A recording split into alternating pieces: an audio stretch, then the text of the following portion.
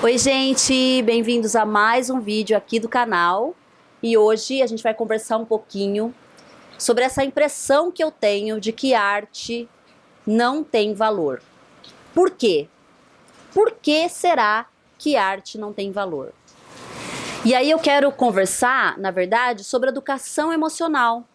Porque a arte, ela é uma ferramenta de educação emocional, né, na gente. Elas ajudam a gente a entender as nossas emoções, os nossos sentimentos. Elas despertam emoções e sentimentos que muitas vezes a gente não quer. Elas fazem a gente refletir, lidar com a vida, olhar de uma forma diferente para as coisas. Então, a arte, ela educa o nosso emocional, né?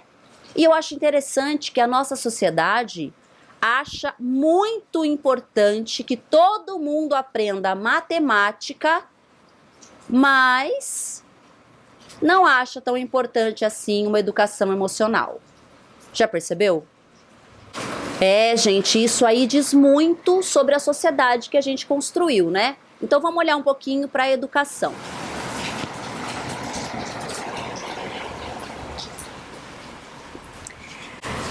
Gente, olha aí, né? O nosso modelo de escola, ele foi criado no século XVI. Século XVI. O objetivo da escola, então, era instrumentalizar trabalhadores. E assim seguiu até hoje, né? A gente também hoje tem ali a educação nas nossas escolas para as crianças aprenderem ali a ler, a escrever, fazer uma conta, entender como é que o mundo funciona, as áreas, né, da ciência, para escolher a sua profissão e trabalhar, ganhar dinheiro, construir a sua família e tudo mais, né? Basicamente é isso.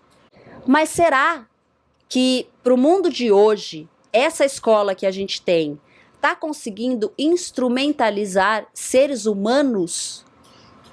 Ou seja, né, será que não tem outras coisas que a gente precisa aprender para viver hoje em dia no mundo, além de matemática, física, química, história?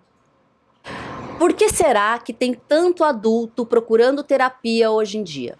Eu fui fazer uma pesquisa, né? E aí, assim, a pesquisa mostra que um movimento de transformação importante, depois da pandemia, aumentou a procura de atendimento psicológico em 50%. Ó, gente, isso é muitas pessoas.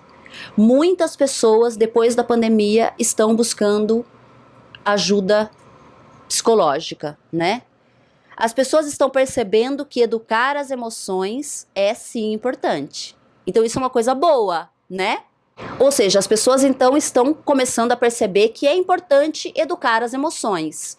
Porque na terapia a gente fala basicamente como a gente se sente com as coisas que acontecem com a gente. Então a gente está sim educando as nossas emoções através da terapia, né?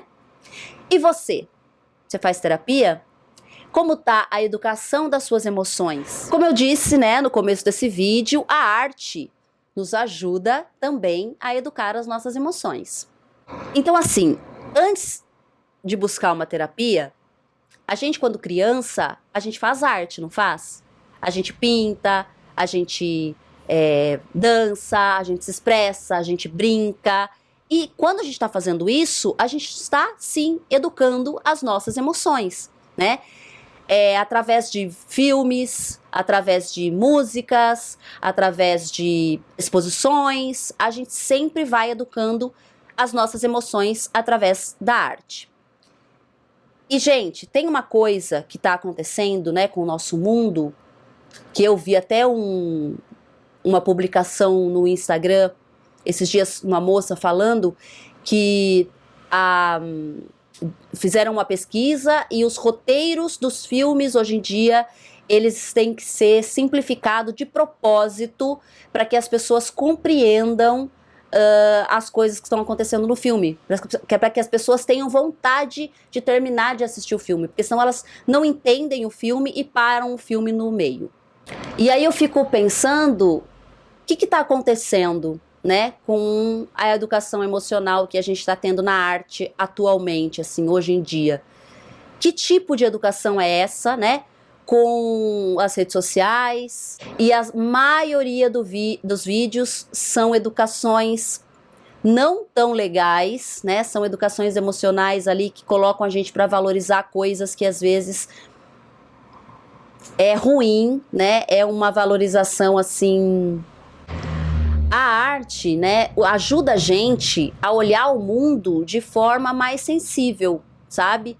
De forma mais empática, de forma mais entendendo que existem diferenças e que as diferenças não tem bom ou ruim, certo ou errado, sabe?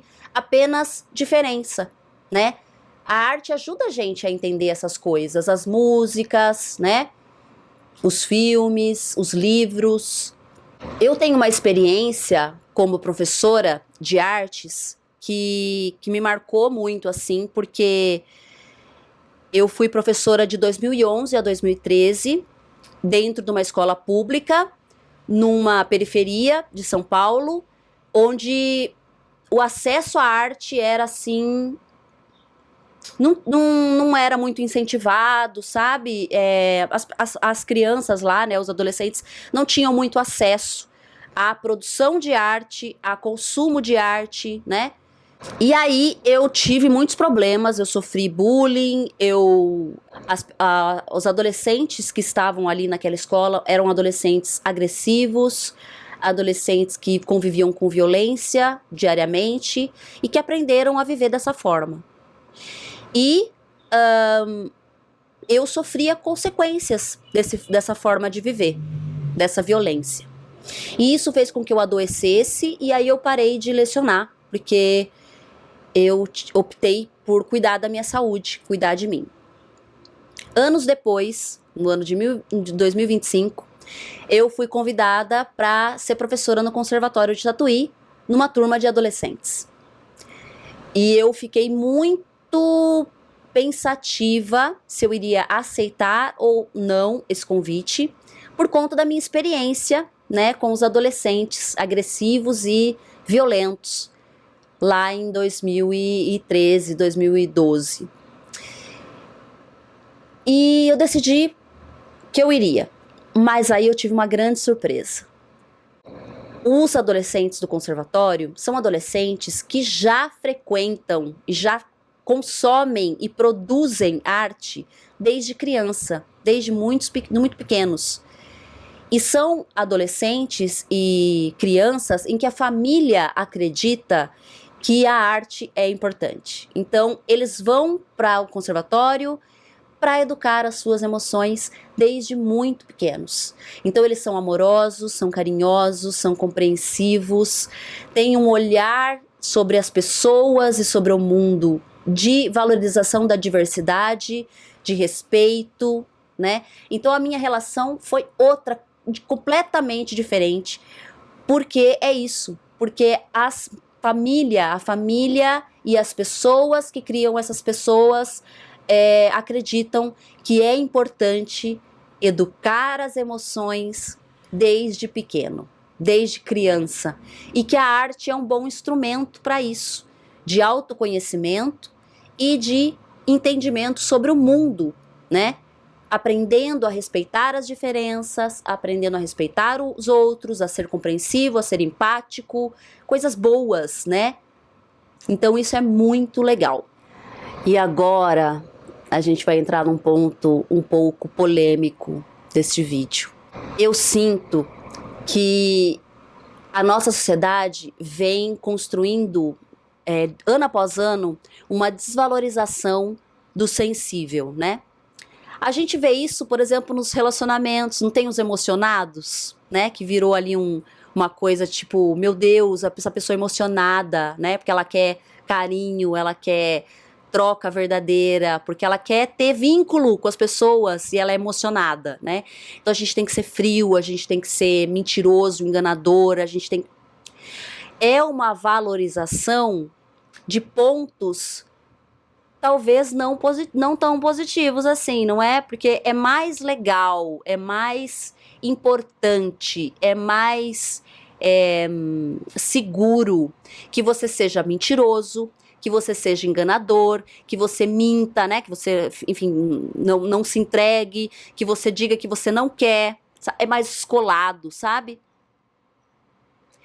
Então esse é um ponto. Sabe aonde que eu vejo também essa desvalorização da nossa sensibilidade, sabe? Nas músicas, né? A gente vê cada dia mais as músicas sendo simplificadas, né? Cadê a poesia? Cadê a poesia da música hoje em dia?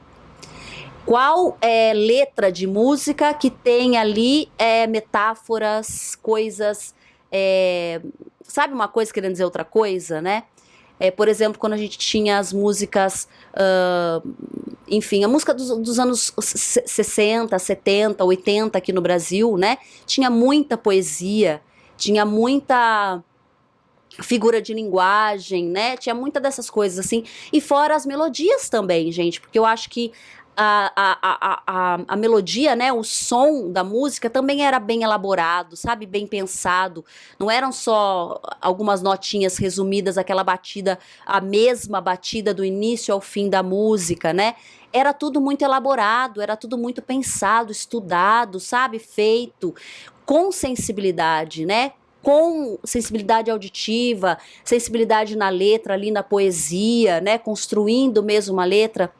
E o que a gente vê hoje é uma valorização de coisas que não são tão legais assim, né? Como armas, drogas, né? E outras coisitas más aí na nossa música. E se só você olhar, eu convido você aí agora lá no Google e pesquisar quais são as 10 músicas mais ouvidas hoje no Brasil. E dá uma olhadinha na letra, na batida. Elas são divertidas, legais, mas elas são pobres, sem sensibilidade, sabe? Percebemos que estamos vivendo uma total incapacidade dos artistas de construir coisas mais sensíveis. E aí eu pergunto, né? Que educação emocional que essas músicas, que os vídeos do TikTok estão desenvolvendo nos nossos jovens? Que educação emocional estamos aí construindo para a nossa futura sociedade? E aqui vem um fato interessante. Por um lado, vemos aí o aumento de 50% na busca da educação emocional, né? Das pessoas entre 18 e 49 anos, tá? Essa faixa etária aí que tem aumentado, então, a busca por terapia, né? Para educar as emoções. Por outro lado, né? As pessoas que mais ouvem as 10 músicas mais escutadas no Brasil hoje em dia são jovens de 12 a 18 anos. Então olha só. A gente tem aí, né? Uma relação, será?